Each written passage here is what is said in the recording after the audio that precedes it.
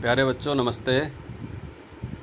बच्चों मैं गिरीश पांडे आपको सामाजिक विज्ञान में कक्षा 10 के लिए संसाधन एवं विकास जो आपका भूगोल में पहला पाठ है उसमें संसाधन किसे कहते हैं और संसाधन कितने प्रकार के होते हैं, मानव संसाधन, भू संसाधन, मृदा संसाधन, ये सब बताए थे आपको कि कितने प्रकार के होते हैं स्वामित्व के आधार पर या फिर वैसे बहुत सारे जो प्रकार के आधार पर बताया था ना आपको। याद आ रहा है कुछ? नहीं आ रहा है? स्वामित्व के आधार पर, समापिता के आधार पर, उत्पत्ति के आधार पर, ये सब बताया था आपको, है ना, विकास के आधार पर।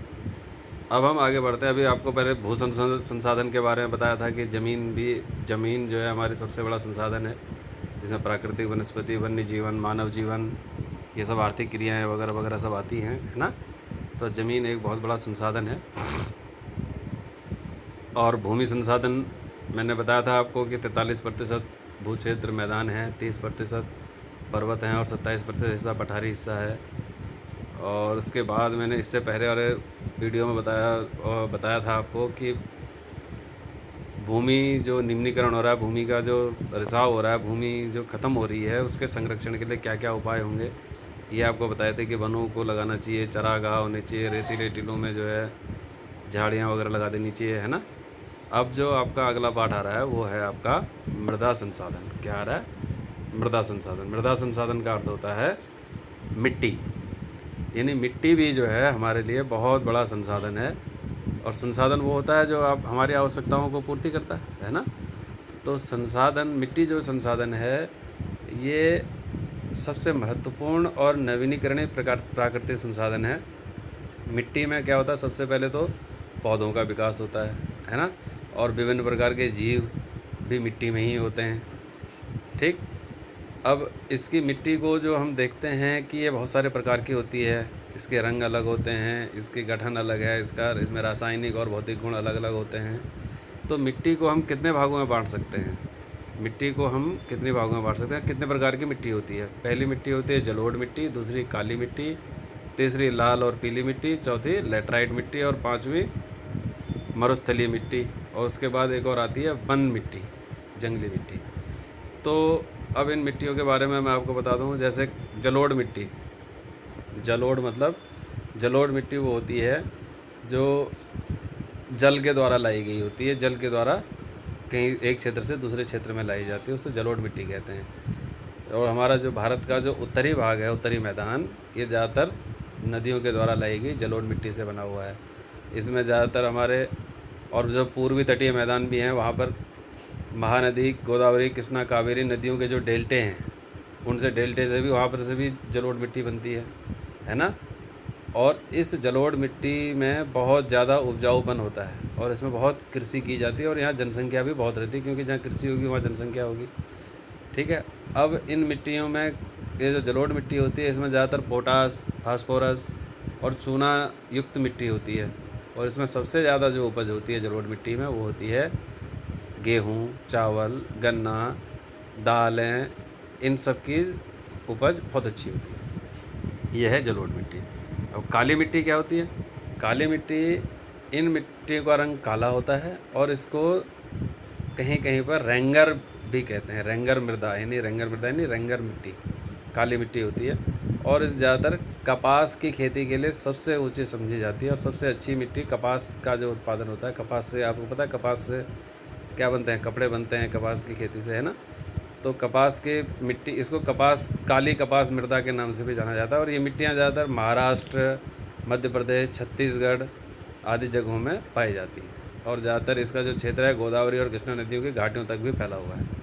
काली मिट्टी बहुत महीन कणों से बनी हुई होती है और इसमें नमी धारण करने की क्षमता बहुत अधिक होती है। ये पानी को बहुत ज़्यादा धारण करती है, ठीक है। और इसमें कैल्शियम कार्बोनेट, मैग्नीशियम, पोटास और चूने के पौष्टिक तत्व होते हैं। अगली मिट्टी आती है लाल और पीली मिट्टी। लाल पीली मिट्टी क्या होती है? लाल मिट्टी ज़्यादातर आग्नेय चट्टानों या कम वर्षा वाले भागों में विकसित होती है। लाल और काली मिट्टियाँ ज़्यादातर उड़ीसा, छत्तीसगढ़ और मध्य गंगा के मैदान या कहीं कहीं पहाड़ी क्षेत्रों पर भी ये लाल और पीली मिट्टी पाई जाती है, ठीक है। और इनका जो रंग होता है लाल और पीला रंग, वो कैसे हो जाता है? आग्नेय और रूपांतरी चट्टानें, जो चट्टानें चेंज हो जाती हैं, अपना रंग बदल देती हैं, रूपांतरी चट्टानें उन्हें कहते हैं, और लौह धातु के प्रसार के कारण होता है। ठीक है। एक अगली मिट्टी आती है लेटराइट मिट्टी। लेटराइट मिट्टी वहाँ होती है जहाँ पर सबसे ज़्यादा वर्षा होती है। ठीक, ज़्यादातर कहाँ पर? कर्नाटक, केरल, तमिलनाडु, मध्य प्रदेश, उड़ीसा और असम के जो पहाड़ी क्षेत्र, मेघालय वगैरह वगैरह, इधर ये मिट्टी सबसे ज़्यादा पाई जाती है। कौन सी मिट्टी? लेटराइट मिट्टी। लेटराइट मिट्टी में इसमें एक ख़ास बात होती है कि इसमें अगर अधिक उपज हमें लेनी है तो इसमें खाद और रासायनिक उर्वरक डालेंगे तो बहुत बढ़िया खेती होती है। इसमें ह्यूमस की मात्रा कम पाई जाती है और इससे उपज अच्छी होती है। एक मिट्टी आती है मरुस्थलीय मिट्टी, जिसको रेगिस्तानी मिट्टी भी बोला जाता है। ये ज़्यादातर राजस्थान में पाई जाती है और इसमें खेती बहुत कम होती है, लेकिन अगर सही तरीके से सिंचाई कर दी जाए तो कृषि के योग्य बनाया जा सकता है इसको।